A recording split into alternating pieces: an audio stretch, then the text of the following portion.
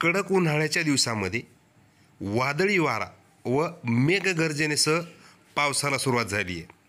आज दिनांक 26 मार्च रोजी सांगली जिल्ह्यामध्ये वादळी वारा व मेघगर्जनेसह जोरदार पावसाला जी आहे ती सुरुवात झाली आहे अशी माहिती हाती येते।